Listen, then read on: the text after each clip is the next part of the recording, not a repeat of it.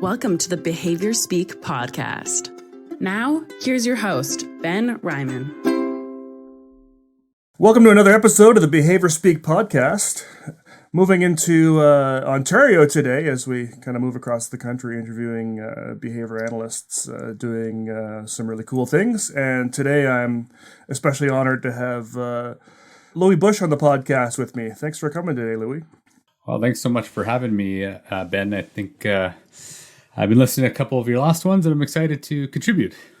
Well, thank you. Yeah, we're pretty keen. And I think from our previous conversations, we might get a couple episodes out of you. So that's pretty cool. A little bit about Louis. Louis is a Bear Clan member of the Nisitawayasik Cree Nation and a community support specialist with the Shikabe Makwa at the Center for Addiction and Mental Health. Louis is a board-certified behavior analyst with over a decade of experience supporting individuals with complex needs, including those living with severe mental illness, neurodevelopmental disability, acquired brain injury, and other behavioral health challenges. Louis has a Master's of Education from the University of Calgary and is currently pursuing doctoral studies in community development at the University of Toronto.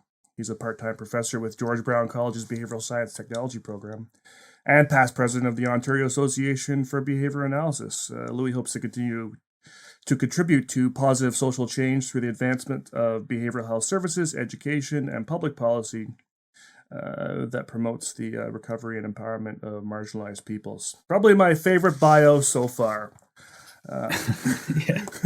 Really cool. Doing lots of cool things. I think one line you had mentioned to me when we kind of had our pre-chat a few weeks back, it was never do the same thing twice, and that's clear in your bio. So once again, just really glad to have you here. The focus of kind of today's episode is going to be an article that Louis wrote along with a few other folks called The Treatment of Life-Threatening Pica with 5-year follow-up. I think it was the 5-year follow-up that really kind of drew me to the article. And so I'm kind of looking forward to diving in that soon.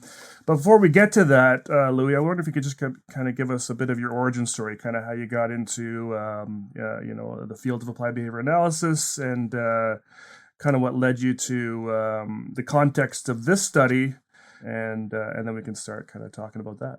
Sure. Yeah, I'm happy to dive into that a bit and to explore this article. It's been a while since I thought about it, so it was it's great to have another look at it and to think about the work I did with some really awesome colleagues, and I'll talk a bit more about that.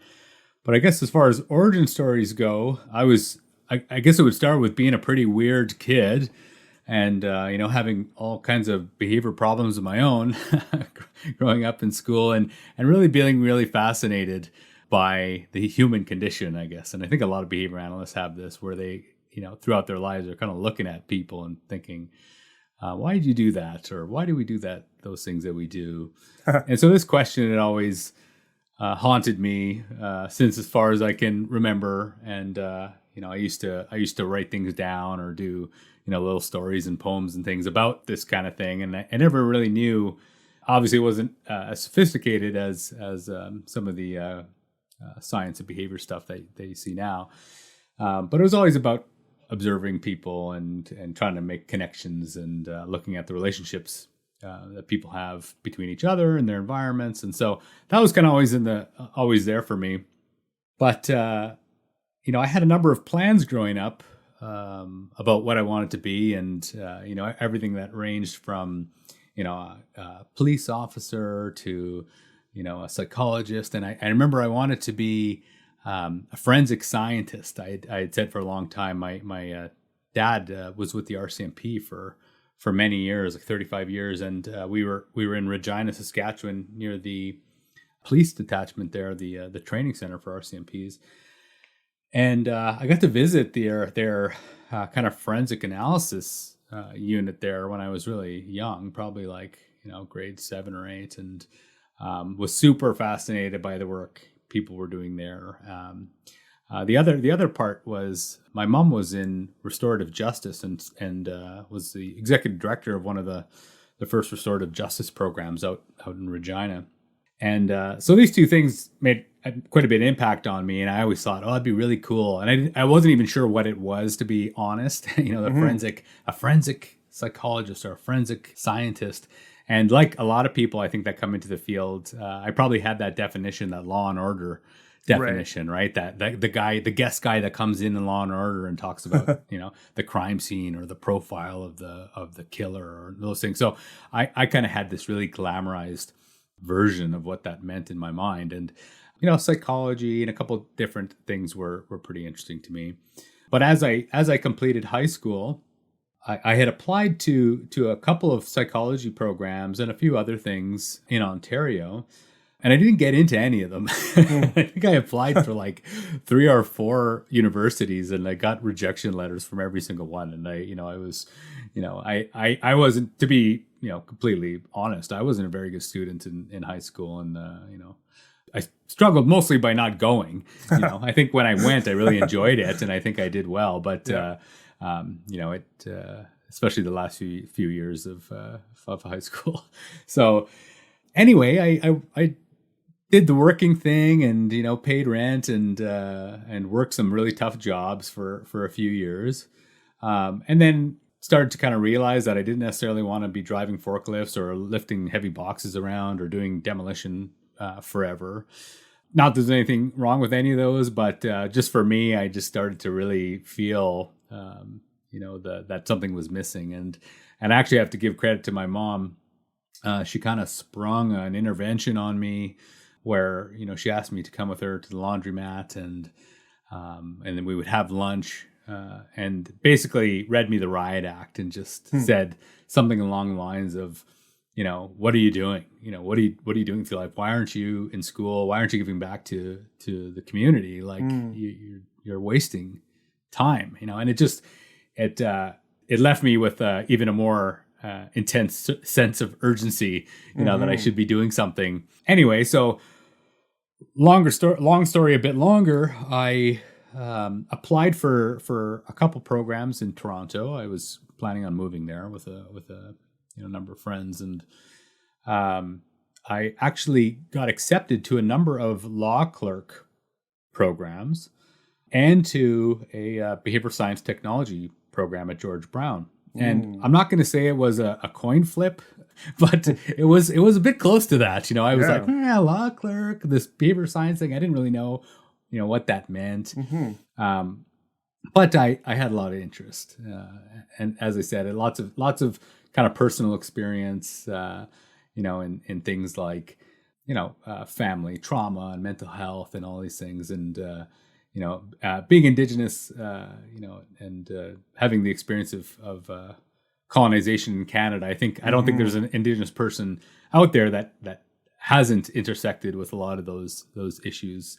And so those things were part of my life. And I ended up going towards behavior science technology. I chose that program over law clerk, and I'm very happy I did. And so, again, like a lot of people, I think I stumbled into that that first classroom, not really knowing what to expect. I had read the descriptions and all that stuff in like the school catalog or whatever. But, when you're, from the outside of the field, you're like, okay, I don't know what any of that means, but sounds neat, But that first class, I had just such a great lineup of professors, Rudy Vaught and Andrew McNamara, Jerry Bernicke. These are just like, these really charismatic behavior analysts that really, want to save the world with behavior analysis and just love it. And you can see the passion.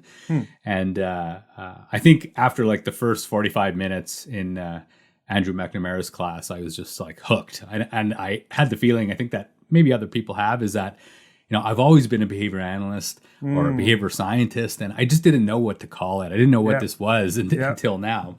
But so I kind of had this epiphany moment where I was like, oh my goodness, this is what I want to do. I want to help people. I want to kind of measure change, and I want to explore all these different areas. And and so as I got into it, I, like most people's journey, not everybody, but a lot of people's journeys started off supporting younger kids with autism. And, there's something about that work where, within a span of weeks, you can see skills develop at such an astronomical rate. You see independence improving. You see communication improving. You see, you see a kid who really struggled with social interaction, approach another kid and ask to play, and that's something that you worked on with them, right? And you just have this sense of like, I'm making a difference. I can see it happening in real time. And so from there, I was even more hooked, and then got into working with some older kids, adolescents, and then had a couple of cases with another professor of mine that's been really influential in my career path, Ken Hamilton. And so we did a couple cases, more complex cases together, where I got to see the functional assessment, functional analysis in action for severe self-injury and aggression, and then got to work with older kids, and then eventually a couple adult cases. And that's where I really, kind of grew a passion for supporting adults with assorted behavioral health needs, right? So first, neurodevelopmental disorders and genetic disorders and, behavioral issues, but then also mental health problems, severe mental illness, schizophrenia, personality disorders, etc. Wow. And so this was, it sounds kind of like a fast progression, but it was a very slow kind of building of competency and scope of practice with many very powerful mentors along the way that helped me kind of build those skills. And sorry to interrupt, was this all still during undergrad? No. So after I finished up undergrad, I went and did the intensive behavioral intervention thing for like a center-based and then community-based programs for a number of years, and then just did kind of private work with Ken Hamilton with his consultation team, and drove out to different places in Ontario, and we would encounter some very complex cases. And most of the time at the beginning, I was like, graphing the data and doing that kind of junior therapist type work, and then eventually Ken started encouraging me to maybe put together the assessments and run conditions and things like that. So I got gradually the opportunity to develop those. So yeah, this was after the kind of the undergraduate.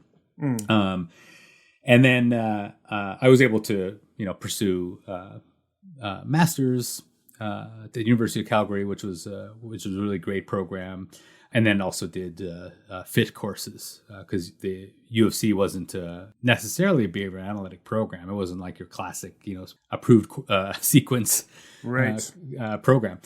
So I did both at the same time, and just found that a stressful but really enriching educational experience. So I eventually got hired at the Centre for Addiction and Mental Health, which is Canada's largest mental health teaching hospital. And so it's an enormous organization, I think, that helps a lot of people, and it has programs in neurodevelopmental disability, eating disorders, youth mental health, first episode psychosis, very large schizophrenia program, very large forensic mental health program. I think the largest forensic mental health program in Canada.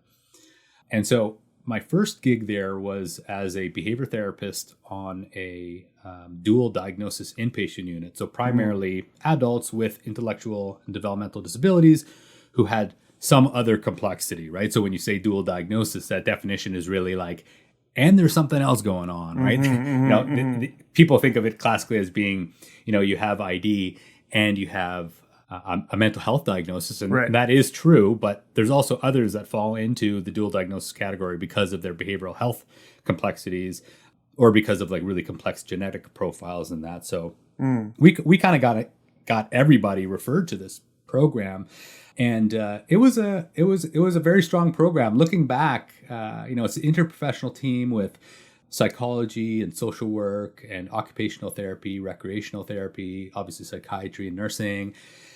And just such a rich set of perspectives that, it wasn't always very easy, navigating all the different schools of thought in that and finding ways to collaborate with supporting very complex individuals and their families. But looking back, I'm just, amazed by the work that we were able to do together and how collaborative it really was.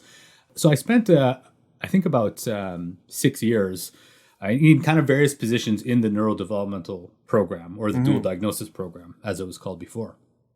And that's where I encountered the case that I'll talk about today, which the article is based on.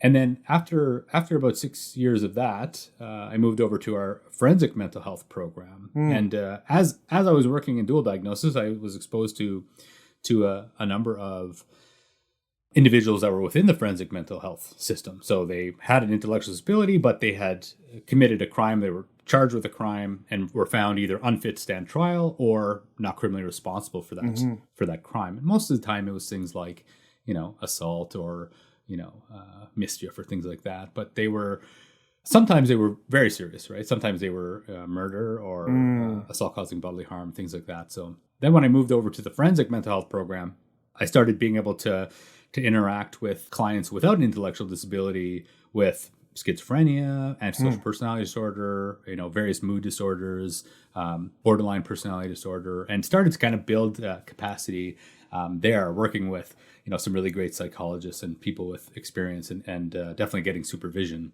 along the way. So it was a process of kind of expanding scope carefully and with a lot of support, but eventually I started to feel more confident in addressing some of these more complex issues. So I worked on a forensic inpatient unit for another 5 years or so, and supporting people in their journey of like entering the forensic mental health system and then, very gradually moving out back to the community. And, there's a lot of misconceptions about forensic mental health. People think like, oh, it's if you get not criminally responsible, it's like get out of jail free, and but the reality is the opposite a lot of the times, where you could be charged with assault because you threw something at somebody or you spat on someone. Yeah. And whereas if I did that, I might not see the inside of a jail cell, and if I did, maybe I would get 3 months or something. It's very unlikely that if I ran up and punched someone in the street, that I would spend a long time in jail. Yeah. But if you have a mental illness and you're found not criminally responsible, you don't have a sentence, at least not in Ontario. And each province has their own review boards that kind of make these guidelines. But my understanding is that they're similar. But your liberties, the decisions made about your liberties, is based on the ongoing assessment of your risk, right? And so basically, you can return to the community when you're no longer a threat to the community. And for some people with long-term challenges and kind of unresolved mental health issues, or really treatment resistant, as sometimes I'll hear that terminology. You could spend 20 years for that spitting on someone, right? Or for punching, and that's the case particularly for individuals with intellectual disability, is they spend a lot longer in the forensic mental health system because they tend to not have great community support, so there isn't somewhere good for them to go.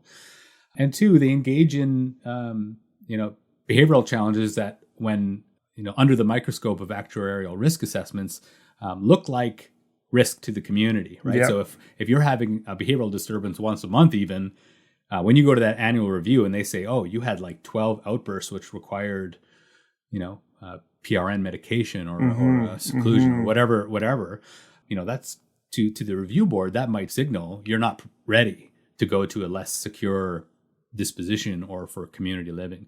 So yeah, the forensic, I really like that experience in forensic mental health. And as I mentioned when we were chatting before, I get bored pretty easy. And even though that was really exciting work, I like to try something new.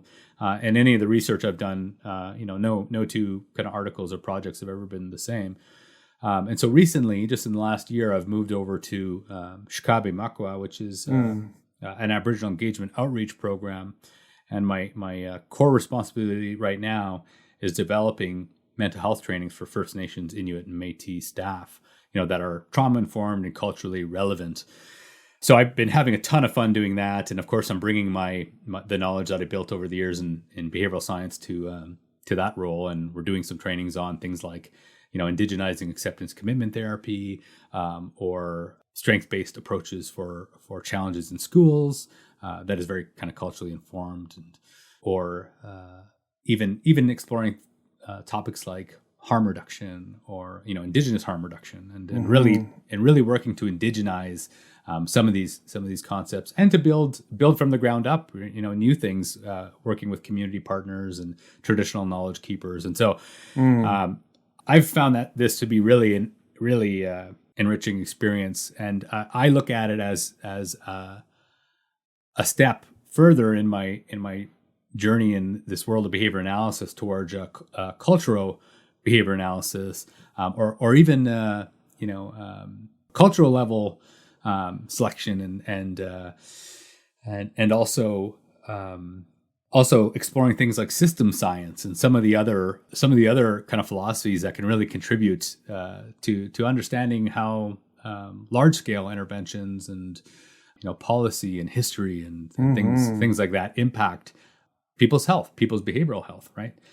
So I've kind of moved from I guess if you looked at it from like an ecological systems kind of framework, I've gone from the kind of the micro level or even the nano level, and started to slowly expand out into those macro and meso systems, and I'm having a lot of fun doing that. So that's my very long-winded kind of origin story and kind of how I got to this point today.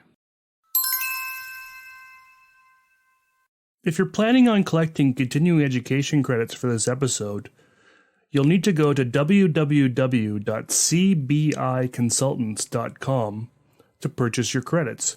You'll also need the 3 secret words. The first secret word is Toronto. Fantastic. Well, I mean, I think listeners can already see how we could unpack this into several episodes. And I definitely do want to do a second episode, really focusing on the Shikabe Makwa experience that you're having, and really kind of dive deep into that, because I think that stuff is really interesting and really cool and really relevant.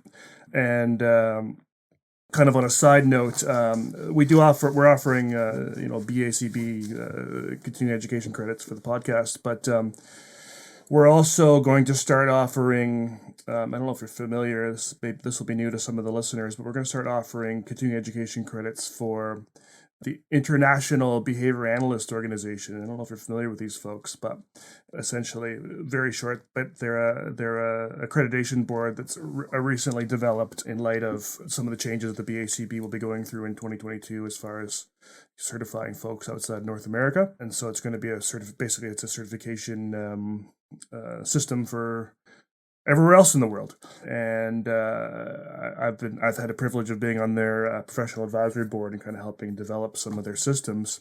And one piece that I really pushed for and went through was to add another category of continuing education unit called a cultural continuing education unit, sort of separate from an ethics one. And so definitely when we do our next episode, you could be one of my first cultural CEUs. So that'll be great. Fun. Yeah, happy to do that. Yeah, right on. Actually, my second one, as we were talking sort of before we started recording, the first one was my discussion with the behavior analyst in Senegal, which we'll see that down the road as well. Kind of hint on a few things before we kind of get into the Pica article that just really kind of resonated for me. First off, I mean, I definitely envious of the CAMH. I would love to have had an opportunity to work in a place like that and just have all these experiences with so many different kind of levels of supervision from folks that aren't even behavior analysts, I think, which is really interesting. And being able to sort of network with those folks and probably, pass on some behavior analytic information to those folks. I'm curious, sort of, I can't imagine that the CAMH, started as an organization that embraced behavior analysis. I mean, certainly there have been in our history of our field. Certainly, we did do a lot of work in institutions in the 70s and 80s, and even in Canada, I suppose. So maybe that's kind of where it stems from. But I'm curious, sort of how you got to work as a behavior analyst in this place. Yeah, so CAMH is a interesting place, and it has its own history. It was originally called the Ontario Lunatic Asylum, and I think it opened in 1856, and it was probably a pretty terrifying place, back then. And there's a lot of great historical documents and kind of artifacts that the organization actually shares, and there's a number of places within the hospital where you can go and kind of look at, like the wall, around the facility. And, they used to have like the old tower spire still. And so I've always been really interested in kind of history of psychiatry and those things. But so CAMH, as it's called now, Center for Addiction and Mental Health, has gone through many iterations over over 100 years. And yeah, you're absolutely right. During the 70s, 80s, et cetera, they did have behavioral folks, right? They had behavioral oriented psychologists, and they probably had psychiatrists and others who were aware to some level of behavioral procedures, and I wouldn't call them applied behavior analysis, or they wouldn't look anything like function-based interventions or anything like that. They were probably default strategies. But so there were behavior practitioners throughout kind of CAMH's history, and even in the 80s and the 90s, they had behavior therapists on the dual diagnosis unit. And I was able to dig up some of the old reports of the behavior therapist, or whatever their role was called, and just read through them with fascination on the kind of work that they were doing at the time.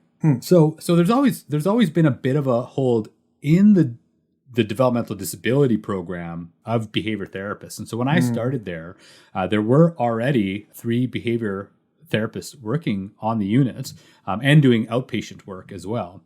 And they had been there for a number of years. That, as I said before, it was really this a fairly secure inpatient unit. And then it had a section at the back of the unit that was even more secure. It was called the Intensive Observation Treatment Area, or IOTA. And that's where the beginning of the Pica case kind of took place. So we were one of the few places, I think, in Ontario with, there are a couple other institutions like Waypoint and others that can support individuals with extreme complex needs or with severe challenging behavior, right? Really severe self-injury, really severe physical aggression, and other complexities that put a person's life at risk. And so we saw a lot of patients through there with very different profiles. No two similar people really ever came through those doors, to be honest. But the interesting part now is that the discipline has grown considerably, which we're obviously very happy about. I think there's something like 21 behavior analysts working across 23 clinical programs. It's maybe not the exact number today, because there's always this kind of fluctuations, but it was around that the last time I checked. So. And the really cool part is that there's behavior therapists working across a number of different programs now, like within the schizophrenia program and within the kind of the ACT model outpatient programs for people with severe mental illness, and many within the forensic mental health system. And I actually have to give a shout out to my wife. I believe she was the first forensic behavior analyst, in Ontario. The way it started is, because there was only behavior therapist on dual diagnosis program, whenever one of the other units would get somebody with like really severe aggression, or, that was like ingesting items, or that was, self-injuring, the behavior therapist on the dual diagnosis program would get a call and say, hey, can you come look at this with us and just give us your thoughts or whatever. And my wife, Lisa, was like one of the main people that started kind of branching out and doing these little consults. And eventually our director got mad at that because we were spending more time on other units than we were on our own unit, and said, we're done with these consults. Like we don't have the capacity to keep allowing all our behavior therapists to be out in schizophrenia or forensics or wherever. They need to be here, So the director put the kibosh on the all the consults that we were doing. And the great thing that happened is, very soon after that, we saw a posting in forensics for a behavior therapist, and we're like, whoa, that's cool. And Lisa took it, right? So she went and was consulting to something like 10 different forensic inpatient units or something, silly like that, because she was the only one. But she must have done a good job, because only after, I think, like a year or two, a bunch of the different programs that she'd been consulting to now wanted their own behavior therapist as well. So we started seeing more and more postings. And, initially it was, you would get referrals because there was a guy with autism on their inpatient unit. Sure, They didn't right. know what to do, right? Right. But I think as the interprofessional teams were exposed to, the magic of behavior analysis, they saw, wow, you can like really teach skills, or wow, that person learned to communicate their needs effectively instead of, headbanging. As soon as clinicians and families saw this, I think there was some motivation, and actually our biggest advocates have been psychiatrists. They really love what we do and be some of our greatest partners. That and medical doctors and the hospitalists, right? They really like that we would use data to evaluate some of the their assessments or interventions. And so, yeah, after just a very short number of years, that number just blew up. Now there's a behavior analyst on every forensic unit. And also in the outpatient programs. I did a stint in the forensic dual diagnosis service, which is an outpatient forensic service specifically for people with intellectual disabilities who have entered the forensic system. So, when you discharge them, now what? So we got to like keep them up. So I did that role for about 2 years, maybe 3 years. I really loved that job. Had a great manager, had great colleagues. And those colleagues are always other professionals, right? They were nurses. I've had awesome relationship with nurses over the years, and we can work so well with other professionals, right? I think sometimes behavior analysts get a bad rap because of our insularity, right? Like we can set up a giant center, and the only person you ever talk to is another behavior analyst or an RBT or BCBA or BCBAD, and then an OT enters the room and it's like, who's that? It's So true. So true. Yeah. Yeah. So we can, unfortunately, and I think we're getting better at this, to be honest, but we have a long history of being really insular and maybe not appreciating the contributions or understanding. I honestly think that a lot of times it's just we don't really know what other disciplines do, or we don't agree with one specific procedure that they do, so we just label the whole discipline as like, that's bad. The most common example I would say is in occupational therapy. Yes. Where I've heard so many people badmouth occupational therapists, and because I've had such great relationships and I'm really good friends with occupational therapists that work in mental health. Those are like fighting words for me, right? I'm like, don't talk that way about occupational therapists. Nice. Because they're so similar to us, right?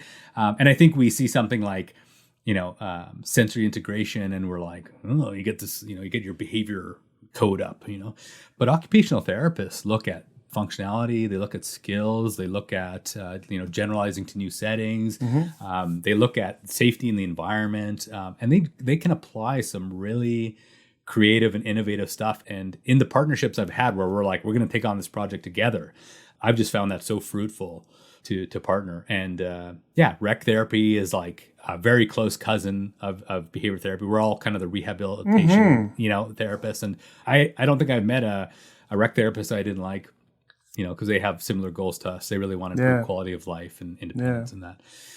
So that's kind of the story of how behavior analysis blew up, at least in our organization. And we're not unique. We also saw the same thing occur across the other large mental health hospitals in Ontario. So Waypoint or Ontario Shores also have now quite a few behavior analysts working there, and actually behavior analysts working in leadership roles, which is like very cool to see that. And I actually got a call from a behavior analyst in Alberta who's just getting started on a forensic inpatient program there, and I was just so happy to hear that that we're making progress there, and I think there's a lot we can contribute, and I'm just excited to see the true breadth of behavior analysis taking its place, right? That we can do lots of really cool stuff when we work with others, and that's been my experience. 100%. Yeah, we've got a forensic psychiatric hospital out here in Vancouver that it's been around for ages, has a similar story, goes back to the 1800s and so on and so forth. And we've got a couple folks in our agency that do a lot of the sort of transition work from the hospital to the community, but we don't have anybody in the hospital. And I've always said to the one fellow who kind of does the most of transition work, it would be so much better if you worked in the hospital and you could start making those changes and having that influence in there. I think we'd see a huge difference in the outcomes, and because there's so many great resources in there too, right? In these hospitals, as you well know, that folks are kind of missing out on, and especially right now during COVID, when a lot of these folks aren't allowed to go outside. Consulting has become quite difficult for us. So yeah, definitely envious of Ontario and Alberta. Nice to see it's moving west. Maybe it'll get to us soon, and we can get some folks into that hospital too. That'd be awesome. So let's this has been an awesome chat, and we could easily tangent and just totally skip the article, I think. but 40 minutes in, we should probably start talking about the article a little bit. And so I'm just going to kind of read the title again. I'll have all this stuff in show notes, of course. But I believe this was published in 2017 or 2018, maybe. 2018 in Advances in Neurodevelopmental Disorders, and it's called The Treatment of Life-Threatening Pica with 5-Year Follow-Up. So maybe before we kind of get into sort of the article and the whole sort of process there, just for folks that are listening, I've talked to folks that don't even know what pica is. So maybe you could just give us a little overview of what pica is all about. Sure. So pica is really the ingestion of non-nutritive substances. That's kind of like the textbook, the textbook definition. And I think actually in the DSM-5, you have to do it for at least a month. It has to be developmentally inappropriate. So don't worry if your 3-year-old is eating a bunch of crayons. That's not necessarily a big problem yet. Not culturally sanctioned. So there are cultures that have ceremony or practices where the ingestion of clay or things like that would be okay, would not be considered pica, and then severe enough to warrant clinical investigation. So there are forms of pica, like, for example, you could say that chewing ice cubes, could be, ingestion of a non-nutritive substance or something, right? But again, you make the decision, as is the case with any quote unquote disorder, is the impact it has on your life. Is it threatening your health? Is it obstructing your social relationships or your ability to fully participate in your community and things like that? So that's that. But that's kind of like the quick and dirty of a definition of pica. It's been called Fox called it the most dangerous form of self-injury. And actually the most people, out of any form of challenging behavior, most people die from pica. It's got a ton of really negative and nasty social and biomedical consequences. Obviously, if you're, running and grabbing cigarette butts or stones and things off the street and doing that, and people have to block you and stop you, this is going to limit your ability to participate effectively in your community, right? So it really contributes to segregation or exposure to restrictive practices like restraint or seclusion or, what have you, or protective devices or whatever. And then medically, there's obvious, choking risk for depending on what you're ingesting. But then there's things that maybe we don't think about, like things like parasitic infection or poisoning. We know that there's been a long history of lead poisoning for things like eating paint chips or other things like that. Intestinal blockage is a common outcome for people who engage in pica, and that can be fatal, right? So some people require emergency surgeries, and even unfortunately, lots of people die. So it is something that I think. It isn't overlooked. There's a lot of research on pica, but I don't know that it's looked at as potentially threatening as it really is. So let's start talking about this fella. How'd you find him, and kind of what led to this study? Yeah. So one of my colleagues that's a co-author on this was supporting this young man in the community, and things were escalating. So he had engaged in lifelong pica and aggression. So the family described it as like, since he could walk around, he was walking around and like grabbing stuff, putting in his mouth and swallowing it, right? And he was, aggressive kind of since that time, but he was small and it was manageable. And anytime he tried to grab something that he shouldn't eat, we could, take it out of his hand and take it away. But he grew, right? So he got bigger, he got stronger, he got really strong, actually, and very flexible, like double jointed, like the whole, like he would be a yoga star because he could move really impressive ways. So this added a lot of complications as he was a teenager and then a young adult. But it got to the point where I think around his 18th birthday, if I'm remembering correctly, that things started to escalate rapidly in terms of the aggression. So he started really injuring people, injuring family members or injuring staff. And he also started to have a preference for more dangerous items. So before, where he might, pick up a cigarette butt or like a small, piece of, garbage or whatever. Now he's picking up like a key and swallowing that, or a rock, or like a nail, or, he ingested a garbage bag, so this is like, whoa, like it got to a point where the family was like really in crisis and looking for support.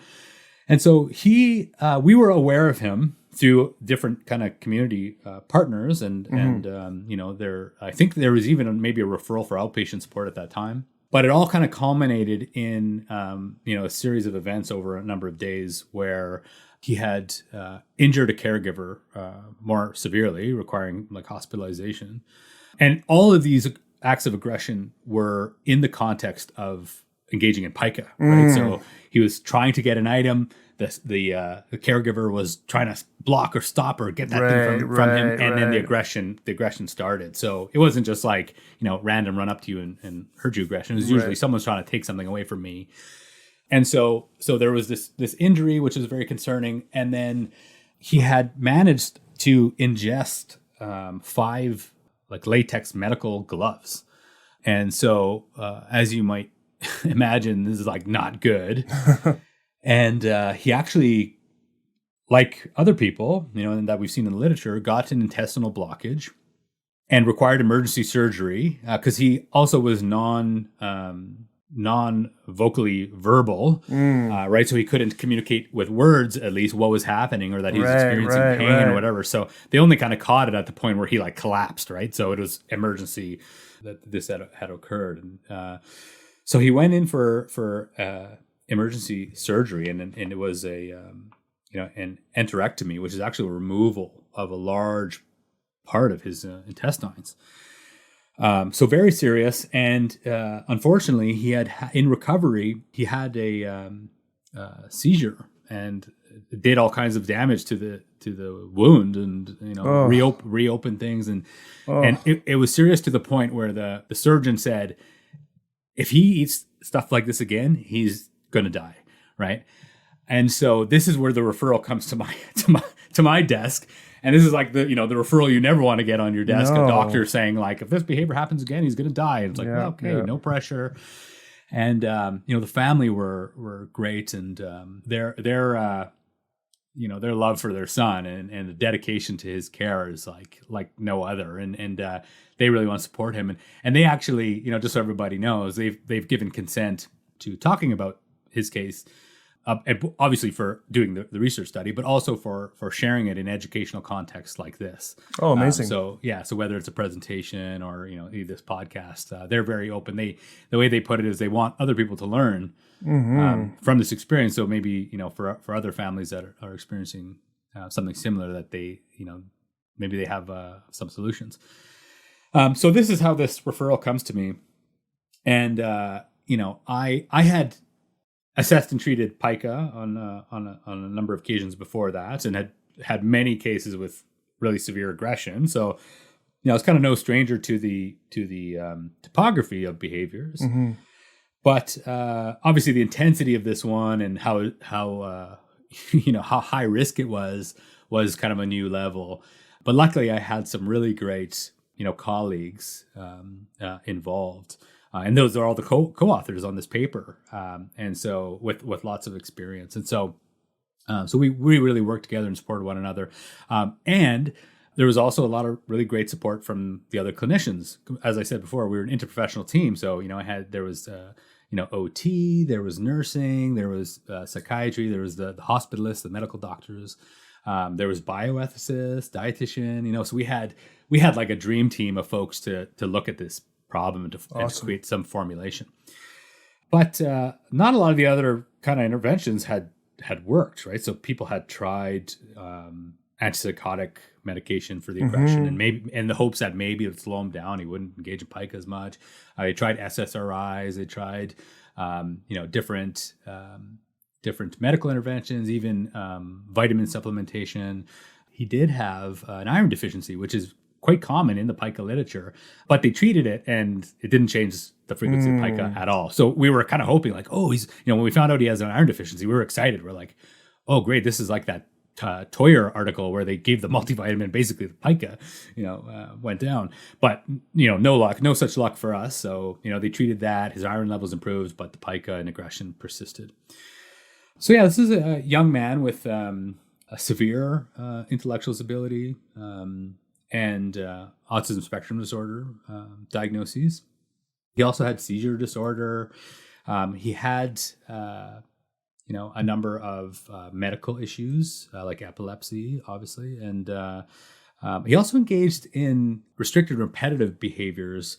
And there's, Rosales has that famous article, about restricted repetitive or, the maintenance of sameness and that. So like some other individuals living with neurodevelopmental disabilities, he was really into the arranging and ordering, right? Like picking up things and straightening them or cleaning. And if an item didn't belong, throw it away, chuck it behind the stove or hide it somewhere, so the keys, dad's keys or whatever, like all these things were constantly being like, moved around the environment and made perfect. But so that was kind of the reason for referral was, increase in the frequency and the preference for more dangerous items, increase in aggressive behavior.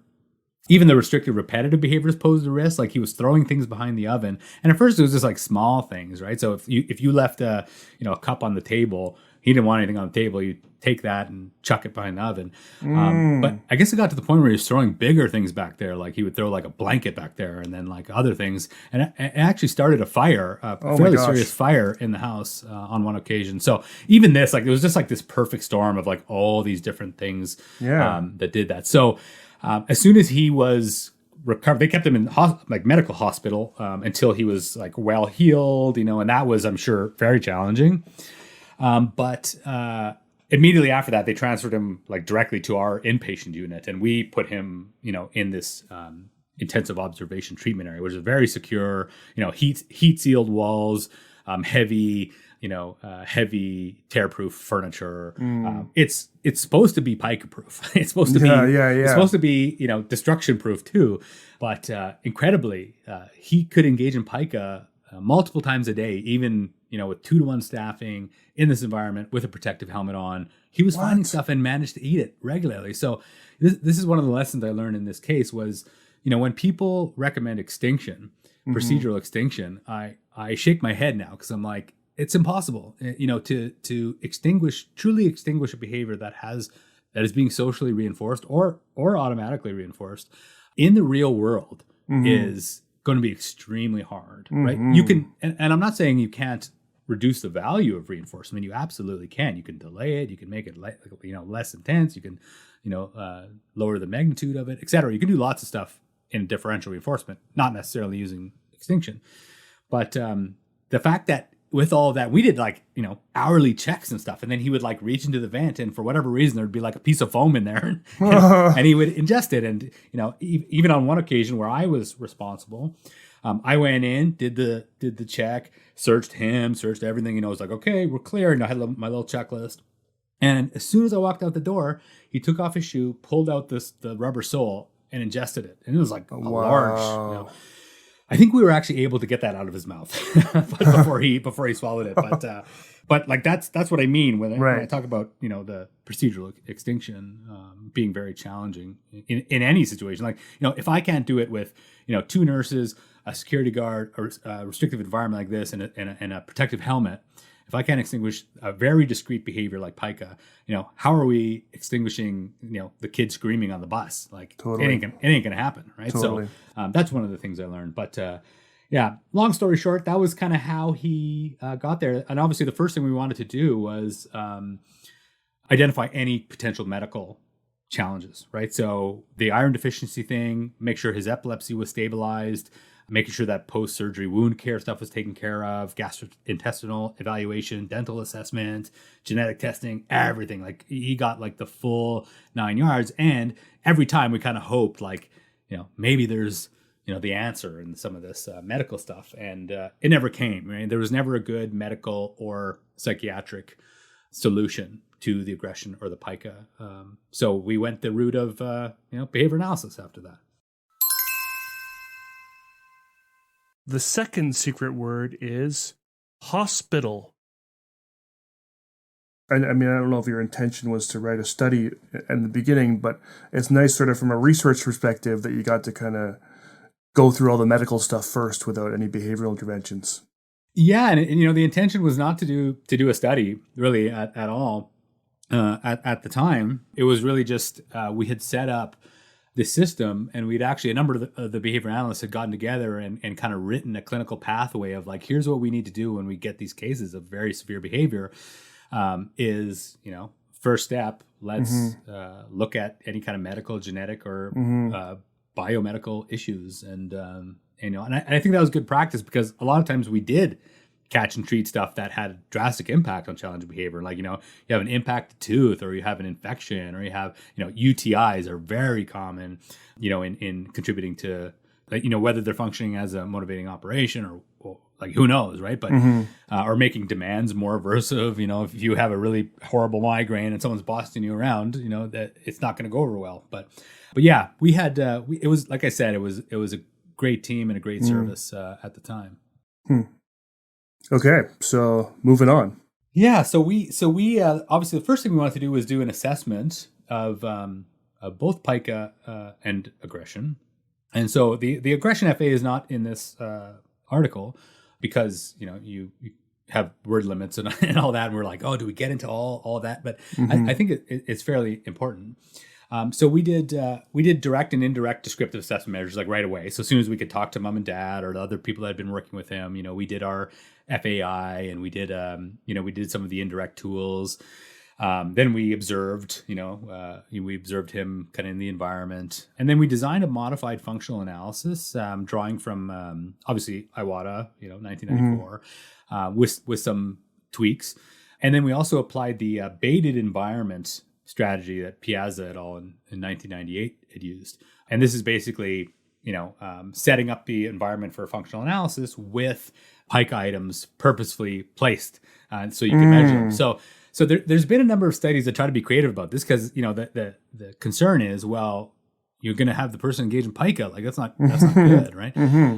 But and other people have done different things. Like they've made things out of like spaghetti, like raw spaghetti, or one study used bread dough to make like fake cigarettes. Like they shaped them into those Donnelly 1990. They made cigarettes, right? But they were bread, right? So it's like there's been other articles that have criticized this approach, saying, well, you're not assessing pica, you're assessing the guy eating bread, right? Even though it looks like a cigarette. So, I'm not here nor there on that argument. I think it's kind of getting into the weeds a bit, but, but we started to consider, what could we use? Are we going to try to do like a bread type thing, or, what can look like a pica item, but be safe? And as I said, we had, luckily, we had a dietitian and a bioethicist. We had nurses. We had medical doctors. So during the rounds, I basically said, look, we got this problem.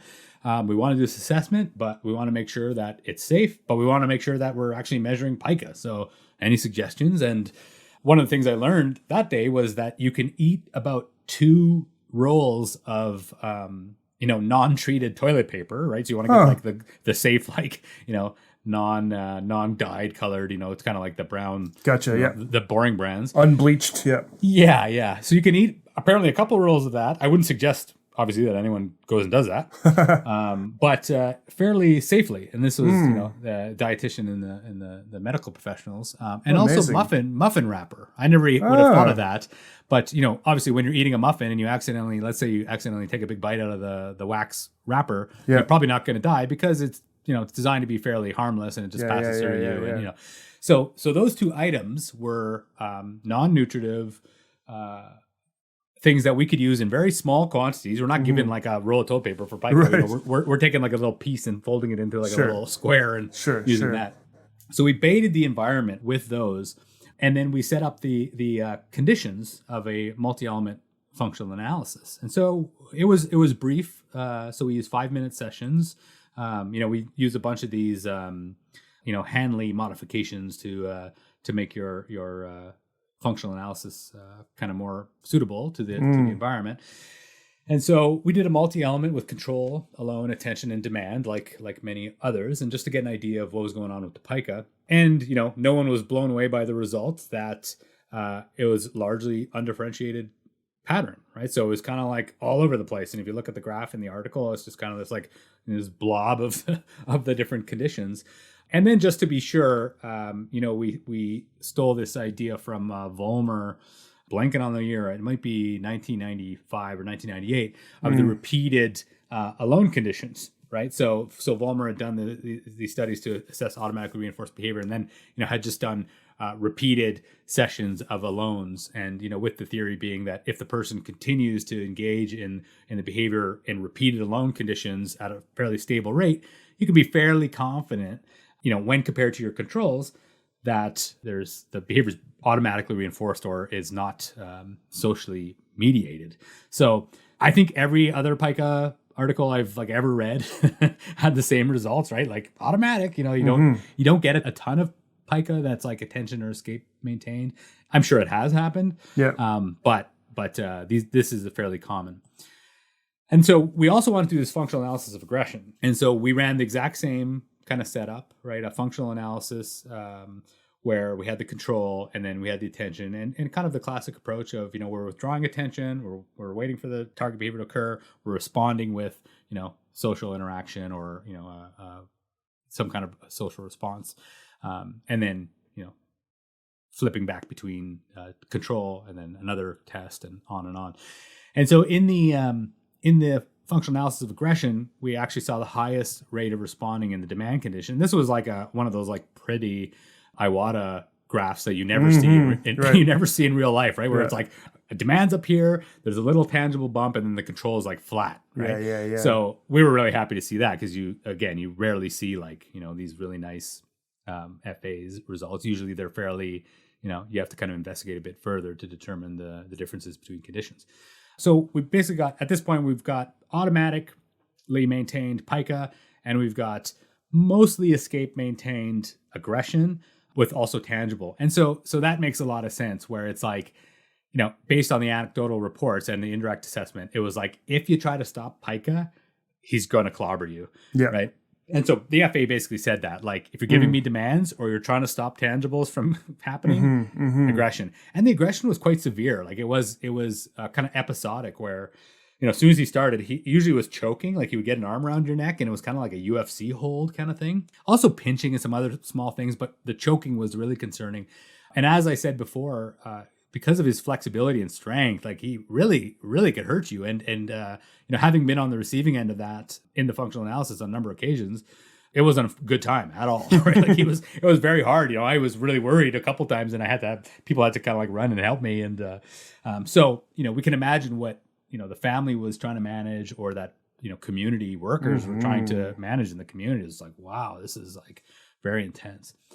So after that, now we're back to the kind of drawing board. Okay, we have automatically maintained Pica. So now what? And, the challenge is that a lot of the literature is basically recommends things like response blocking, right? Or, or something that involves me touching the person. And like our FA said, you touch this guy when the Pica is going to happen, it's going to be intense physical aggression. And it's not manageable in any setting. We could try to manage in this really controlled setting with all these resources. But even then it was we had a lot of concerns.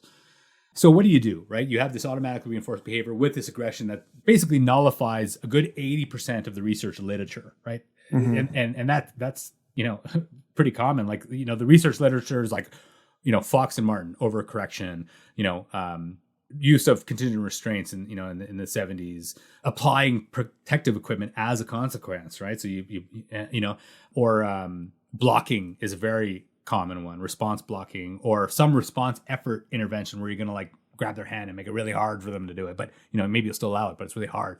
So all of these great studies that are like, they're for their time were great, and I'm sure they helped a lot of people, were not realistic in this context, just because of the collateral behavior that would occur. So we decided to, again, go with Vollmer and with LeBlanc and Piazza and Hanley and Fisher, all these people that say, when in doubt, go to your preference assessments and look at the stimulus that are competing, that may compete with the challenging behavior. So we were already at this point thinking, okay, we're probably going to try some kind of a differential something, right? Because this is automatic. Literature is, there's lots of that in literature. So we ran a number of preference assessments. We ran a paired stimulus preference assessment to look at edibles that might compete with pica. Because there are a number of studies where they use like, an item exchange, right? Or an alternative edible, right? So, instead of eating the pica item here, have this pizza. And then, so we were like, let's see if there's anything out there. And so we got a list from the family of all these different things that he really loves. And, and then threw those into a paired stimulus preference assessment. And we also included, I'm glad we did this now, we also included the toilet paper and the muffin wrapper into the stimulus preference assessment. Interesting. And, lo and behold, the two highest things that he picked in the paired stimulus preference assessment are toilet paper and muffin wrapper. And wow. So we're like, no, like what the heck? Why is he choosing those? And I do have a hypothesis that maybe if we have time at the end, I can come back to. But so right away we're like, oh no, now not only all our response blocking is gone, but all of our item exchange and all of our competing edible stimulus, like those are like potentially off the table because the pike items are the favorite thing, right? We also did a single stimulus preference assessment, which basically presenting the items one at a time, and then measuring some dimension of behavior. Usually it's like, duration of engagement, and you define engagement, I've heard active approach, right? And so are you looking at it? Are you reaching for it? Are you touching it? Are you manipulating it? And we'll just have a timer, and when you're doing that, we'll press the timer on. And when you walk away or whatever, when your eye gaze goes away, we'll stop. And so we basically just have a hierarchy then of all the things that he interacted with for the longest. And we made an assumption that those could be potential reinforcers, right? So bubbles, xylophones, a massager, things like that were fairly high. And then, so now we're at this point where we have these preference assessments done. We've got 2 functional analyses done. We think we kind of understand, sort of, both behaviors.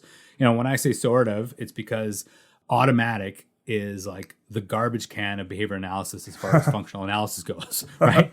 It really, when you think about it, what that means, it's like something else is going on that doesn't involve people. And it's like, well, what do you mean? What is that? Like that could be a million things, right? Yeah. Is this like a neurological thing? Is this like am I shooting hoops and just having a good time watching the basket go in? Like, what does automatic mean? So it's not a very helpful category, but basically what it's communicating is, people don't need to really be there for it, right? So, but it can be, it could be, pain attenuation. It could be, to promote some kind of sensory experience, and the list is endless of the kind of things that could be. So we decided then to just like throw everything at the wall. And this is clinical work, right? This wasn't like, we're going to do this like really sophisticated research, design. It was like, let's start trying stuff to stop this really dangerous behavior. So we thought, okay, the safest thing to start with, we kind of went from like, safest to maybe, the ones that were more intrusive. So we started with non-contingent access to edibles, and we'd hope maybe that would do something, so he'd enter the environment. Same thing. It was basically the same as the FA control, where he'd enter this intensive observation treatment area, which was like a 12 by 12, pretty secure, fairly barren area. It had a couch and TV and other things, but, all, sealed with plexiglass and all that.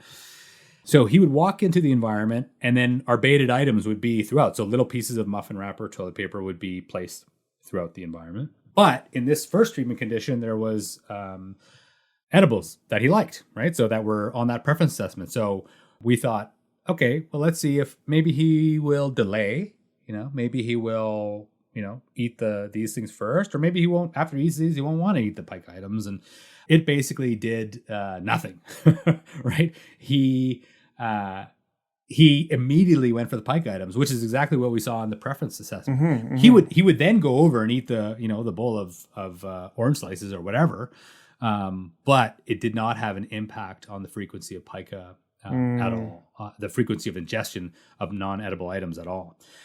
So back to the drawing board, he had come with a helmet, like lots of people with some different challenging behaviors that might put them at risk, like whether it's Pica or severe headbanging, for example. People sometimes have customized helmets.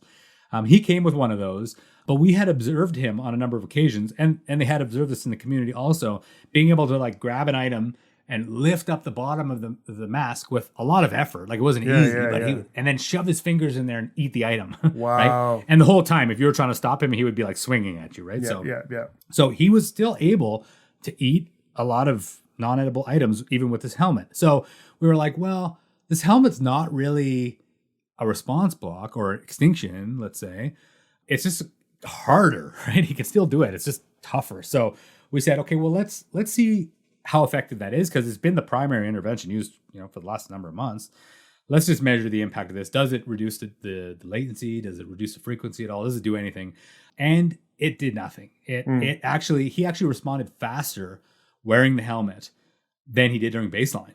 Wow. Not wearing a helmet, right? Which we were surprised by. But then I actually stumbled on a Mace article where he described the same phenomenon, that actually having the protective device promoted lower latencies of the challenging behavior, and I just thought that was fascinating. I'm like, well, I wonder that's like a contrast effect or something. Who knows? But so even with the helmet on, he's going for it really fast.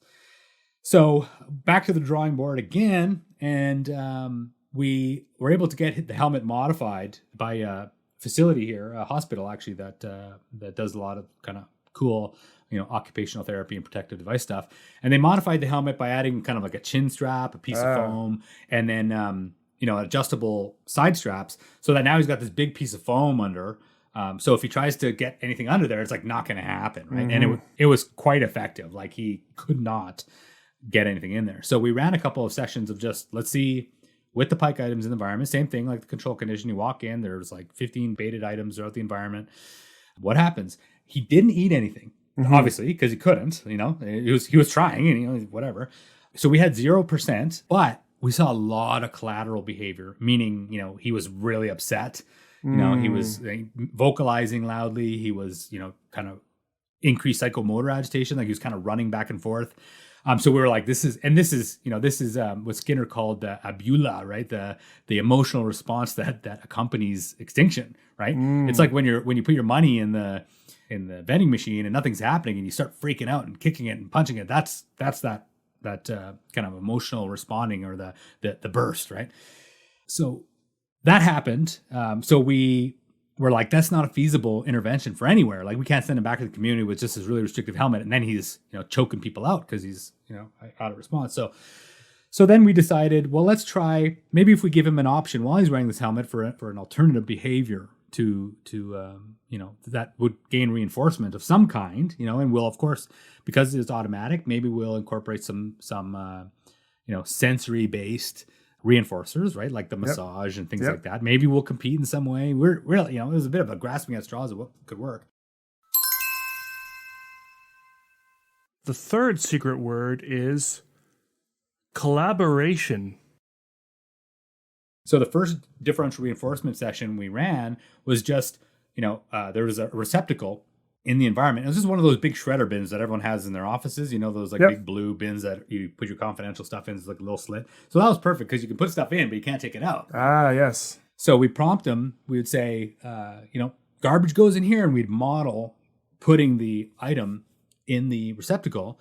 And to our glee, the first time we told him to do that, he did, right? He picked it up and just put it in there. Yeah. And then I think he was like, now how do I get it out of there? He was like, and so that only lasted 2 sessions where he cooperated, and then he immediately went back to trying to force items into the helmet, and becoming agitated when he couldn't do that. So that the DRI-1, we called it, with just praise, fell apart pretty rapidly. And then finally we went to this DRA or DRI with a discard response with assorted sensory reinforcers, or what we thought could be reinforcers, where we were entering the environment with the baited items, prompting the discard, and as soon as he did it, we were applying, like the xylophone, the hand massage. We had this head massager thing, and all these different kind of sensory activities that during that single stimulus preference assessment, we had identified that he would engage with those things for an extended period of time. So we started applying those, and very rapidly we saw, a drastic drop in the frequency of items ingested or even attempts to ingest, and a drastic increase in discard responses. So we went from like 0 at baseline to 100%, and we were like, thrilled with this. So we just repeated that process. We did multiple sessions, over and over again of like discard, reinforce, discard, reinforce, discard, reinforce. Went back to baseline and then back to the treatment again. And part of the baseline thing was, because, as I said, this is kind of clinical investigation in nature, part of the reversals were also to investigate the impact of any other phenomena or variables that might be going on, like the medications he was on, or, we wanted to know, like, is this what's changing it, or is it these meds, or is it, that he's just doesn't have a stomachache today, or, so we always decided to go back to baseline just to really solidify that our intervention was what was making the difference. Because pretty intrusive, right? You got this helmet on, you got someone, you following the guy around with this shredder bin. Like, if this isn't doing it, we don't want to be exposing him to this treatment. Sure. And then it was really successful over something like, 12 sessions or something like that. If I'm remembering the monstrous graph in that. And so after we had repeated success, we started thinking about, okay, the whole point of coming to this unit is so that he will get some kind of treatment and then be able to leave, right? So that he can't live here forever. It's not a permanent place. It was supposed to be a brief assessment intervention unit, right? So from the beginning, we were thinking about generalization, and we knew that we wanted to do this in multiple environments. We had to get out of that IOTA area, and we need to get on the general unit. We need to get outside. We need to get, in a car. We need to get all over the place and do this in different places. We need to use multiple exemplars. So the discard responses or the receptacles need to look different. So, if you're at the, if you're at the fair and you see a garbage can, you can say, hey, use that one, And the items need to be different. So we were like, just using the muffin wrapper and whatever, but we need to explore at some point. He needs to be able to throw lots of different things away, not just these items we've trained him on.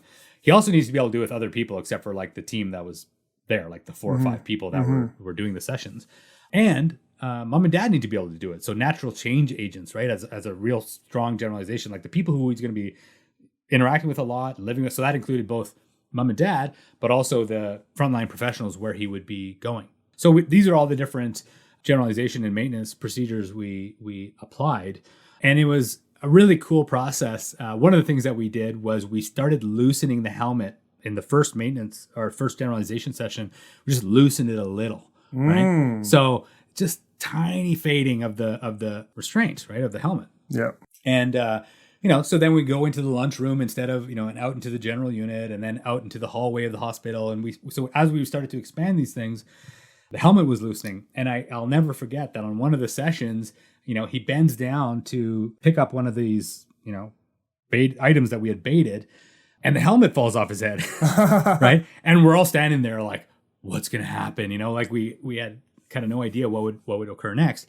And sure enough, he takes the muffin wrapper, walks over to the receptacle, and puts it in. And it was just this kind of moment, one of those like, you feel like a behavior analytic superhero at that moment. You're like, oh my God, he did it, and he didn't. Like, that was the first time, I think, in like 20 years or whatever, however old he was, since he was 2 years old, that he had picked up an item that could be ingested, not having any kind of restricted device on, and not ingested it, right? He threw it away. So we were very thrilled with that. And then, so from then on, all of the training sessions were without the helmet, right? We just started doing the training without the helmet. And then yeah, we're out on the hospital grounds. We're picking up, a cigarette package. We're picking up, other things like that. And he's putting them. One of the things that we faded also was, it doesn't make sense to be living your life beside a giant shredder bin for the rest of your life. So I got a small toolbox that had that you could lock, and just drilled out a hole on the top of it, like to make it like a mini shredder bin, right? Gotcha. Yeah. And so he would carry. We basically taught him to carry the toolbox, and same function. He could pick things up, he could put them in, and then they couldn't come out. Right? I kind of just built it so there's a little slope inside where it was kind of hard to, like a vending machine, right? You can't get your hand back in there. So he started using that. And so either him or dad or the staff would carry that little toolbox around, and it's just a guy walking down the street with no helmet and a toolbox. It's nothing, not socially ostracizing.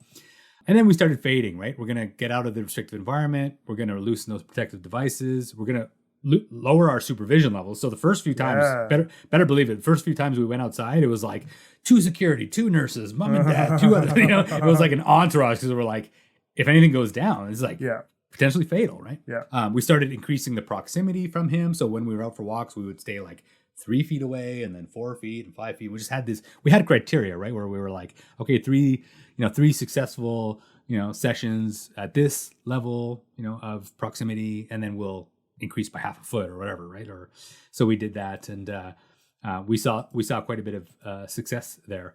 And then one of the things that I think we're all most proud of is that we had the capability to follow him into the community. So when he was discharged, we got to check in with him fairly regularly and actually assess the Pica on an ongoing basis, right? So over the span of the next 5 years, we're in contact with the organization he had been discharged to. He was, discharged to a group home, and we're able to, do these little maintenance probes, right? And so over a 5-year period, we continue to see these gains and or this zero level of behavior, which my understanding is the first time that's ever been done in any Pica study, that anyone has ever done that extensive of follow-up. I think so, yeah. And so that kind of became the basis of the paper. Was one, the 2 important things I think that we showed kind of like a systematic reduction of restrictive procedures used in Pica, and we had this really great follow-up data, and I was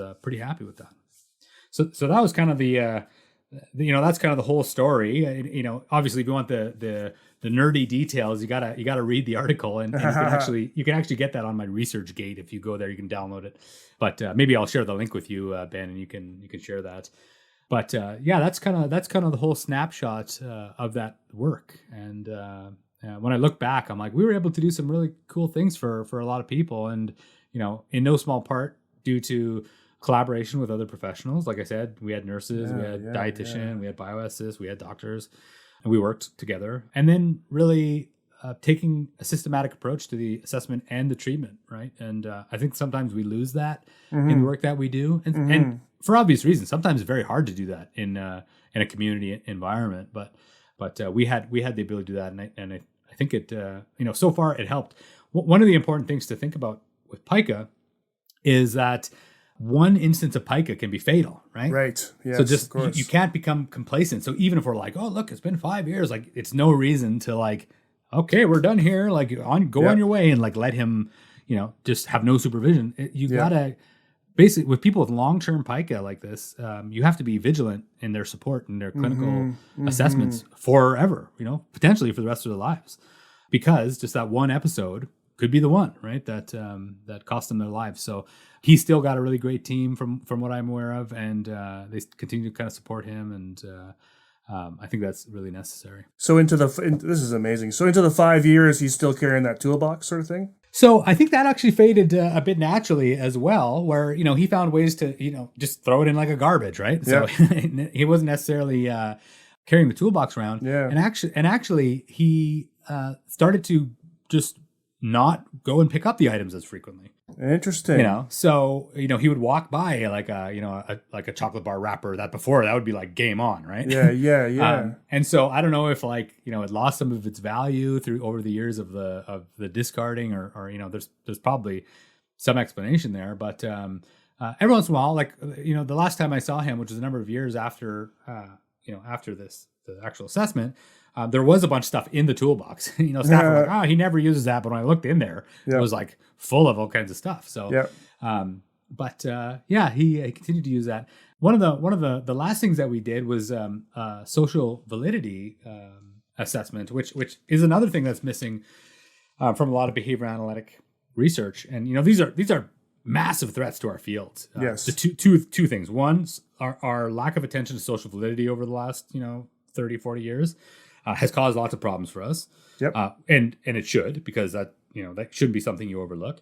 And then our long-term maintenance data. I looked at, with the help of a student, I looked at articles in JABA between 2015 and 2017. And what would you guess is the average number of days that these articles followed up on their treatments? Oh, I don't know, like 3 to 6 months. 5.7 days. Wow. That's the average. That's the average amount of time that these studies over these 2-year period, that's 86 studies, followed up, had follow-up maintenance probes. Oh my gosh. Some were really good. Like there were some that had 60 plus days, multiple months, 2-3 months. Yeah. And in my mind, before we did this, I thought, that's normal, right? Everyone does 3 months, but it's really not. Most studies are not commenting at all on any kind of follow-up. And the ones that do are very brief, right? At post-intervention, it's like 2 days and that's it, So 5.7 days. And I'm hoping that since 2017 that's improved, because I think people have started talking about this. But social validity is the other big one, where what do our consumers, and whether that's people who receive our services, either people with, neurodevelopmental disabilities or acquired brain injuries, or businesses, or whoever it is, what do they think of the treatment? Did they like it? Was it comfortable? Did they feel it respected their dignity? Yep. Was it uncomfortable? What do they think that it'll lead to long-term improvement? Like, do they have that perception that this is something I could do? Is it something you'd recommend to someone you love? Right? Yep. Is this a treatment that you would say, this is good? And what's your overall kind of positive reaction to that? So we actually adapted a version of the treatment evaluation inventory short form, the TEI, and just basically put Pica, in place of the other words that were in there, and we had really strong social validity when we talked to the parents about it, right? So they were at least in support. One of the things to look at is how we could determine social validity from an individual like this client who has a severe to profound intellectual disability, non-vocal verbal, not using spoken words to communicate. How do you effectively ask those questions of, was this treatment okay for you? Do you feel okay about it? Like, obviously we can look at his quality of life now. You're not in a locked facility. You're not wearing a helmet all the time. You're, able to participate in walks and grocery shopping and other good stuff. And, you're able to visit mom and dad all the time. So those things are like the observable, like, I think, okay, this is social valid because look at his quality of life is from when we met is completely different, right? Not on all these sedating medications anymore. You're not getting emergency surgery and having your intestines removed, these kind of things. But I guess just to top off this very long rant of mine, I think there's a lot we can do in looking at the importance of longevity of our kind of interventions, communicating them in an effective way to the public and stakeholders, and also in social validity. And one of the things that it's funny because there's a lot of criticisms being levied at behavior analysis right now, and you've heard them, we've talked a bit about them. I won't get into that in a ton of detail. That's like a whole other podcast. Absolutely. Yeah. But the part that always for me is really challenging. I want to be in a position to listen and appreciate what someone is communicating, no matter what my experience is about it, right? I want to be able to say, like, I hear you and I'm listening. But behavior analysis can contribute so much to the reduction of abusive practices, right? Reducing restraints, reducing inappropriate use of psychotropic medications, reducing seclusion or isolation to manage challenging behavior, reducing the kinds of physical interventions where people get injured a lot, right? Or worse, right? Behavior analysts have demonstrated many studies that our procedures can reduce or get rid of those harmful practices that happen everywhere. Like, you want to look at restrictive practices, don't look at ABA, look at the school system, right? Look at hospitals. Sure. These things are happening around the clock to people with mental health issues, and it's sometimes it's a default strategy. You're hitting, boom, we're putting you in a in a 4-point restraint, or you're getting an IM needle to sedate you, and so that's one of the things that makes me think that we need to do a better job of communicating the kind of positive benefits we can have on things like trauma and reducing trauma. But that was my experience, and I'm glad to have had the opportunity to kind of rehash this this study with you. And again, I just want to give a shout out to my colleagues Val and Carabeth and Lanry, who were integral part of this work. And there was lots of other people involved that I don't have time to list everybody, but definitely my colleagues that worked on this with me. It was fairly rapid process of the actual assessment and treatment. Like I think the whole thing from start to finish was 22 days. I was going to ask that. Yeah, it was something like that. But then obviously the follow-up was like years and years and years. Sure, and the work kept up. But so appreciate the soapbox to be able to stand on for a bit there, and hopefully people find it useful or entertaining. And I'm always happy to chat further. That's wicked. Yeah, no, I mean, and I think you touched on a couple of really good points right at the end there around things that are missing. And I think another piece that's really missing from a lot of studies is generalization too. And I think you guys did a really good job sort of on that piece. And speaking about the multiple exemplars and that sort of piece, that's something I find missing a lot. I was lucky. So I did my graduate work at UBC and under Joe Lucician. I don't know if you know that name, but he's kind of well known in the sort of PBS land. And he did his graduate work under Rob Horner and those guys in Oregon. And some of those guys were some of the first to do kind of some really intensive kind of generalization work back in the day. But the other thing that Joe does quite a bit with his studies, and so you'll find his studies often under the context of family-centered PBS, but they're essentially ABA interventions in the context of kind of family routines. He often does 5, 10, 20-year follow-ups on his studies. Yes, which are quite amazing to kind of see sort of that change, and that's that sustainability of the intervention. And you're right, that's really missing from a lot of our work, and I think we really do ourselves a disservice as a field not showing, because I think our interventions could work for years and years and years, but we haven't sold that. We've just sort of pitched the idea that we can change behavior really quickly and then send you home. Yeah, and the fact you bring up Horner is awesome, and that's such a cool opportunity that you had to kind of learn from that genealogy, right? Like exactly. To kind of get that secondary mentoring basically from Horner. But he is such a maverick of cultural level behavior analysis, right? Mm-hmm. He say what you will about PBS, and people can behavior analysts will get in fights about this stuff till they're blue in the face at conferences. Absolutely. And, but the fact is, him and his colleagues have brought, a behavior analytic and a scientific and systematic interventions to the masses and applied it in a way that has influenced policy like no other intervention that we've ever, dreamed up. And so there's something there, right? Whether you agree with how they train people or whatever, all that stuff is stuff that we can fight over the next time we can be in a conference. But the fact that people are thinking that way, right? And I think about people like Mark Mattiani, right? And these thinkers that think about behavior analysis as more than a procedure for a specific diagnosis. Mm-hmm. They think about it as the application of principles and an understanding of why people and why organisms do what they do. And the most important and I think really beautiful and artistic piece of this is the focus on how we're interconnected to our environments, right? That dance of contingencies that occurs between me and you and me and my physical environment and nature, and then the structures, the interlocking behavior contingencies, the macro systems, all this stuff is just like, there's so much there that as a field we can contribute our gifts to if we approach it effectively, right? If we communicate well, if we work well with others, if we listen. But we maintain those values of our science in a positive way, right? It's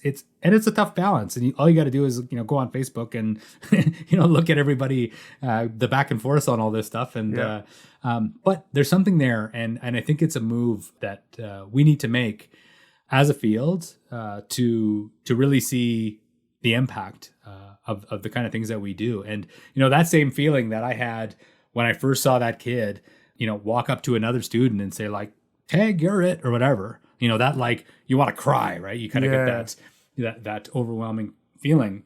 I want to feel that all the time. Yeah. And I want to feel that. I want to feel that in my work with communities, and I want to feel that in my work. If I'm working on policy, or if I'm advocating for changes in government programs, I want to have that same feeling that this thing that I applied that really looks at functional relations made a difference in somebody's life or in the world, especially for marginalized people, right? That should really be our role. I think is looking not how we can be, the kings and queens of everything and the smartest and the best data and everything, is how we can integrate ourselves as a part of those systems and how we can contribute to them, right? That should be like our main goal, is like, how can I help this system, right?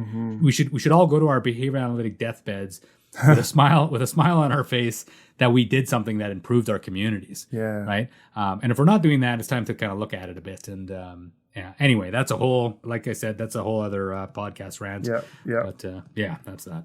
Well, I think I'm definitely going to take you up on that and talk about some of the good work you're doing in Indigenous communities in Ontario and that sort of thing, because I think that this is the stuff you're talking about, and I think this is the direction we as a field need to go. So I'm looking forward to that. Thanks so much for being on the show today. It's just super awesome. Or just you called it a rant. To me, it was just a wonderful story, and I really appreciate it. Oh, I really appreciate the invite, and had a great time chatting with you today, and I hope we get to do it again. Awesome. Great. Well, thanks again, Louis. Take care. You too. Bye-bye.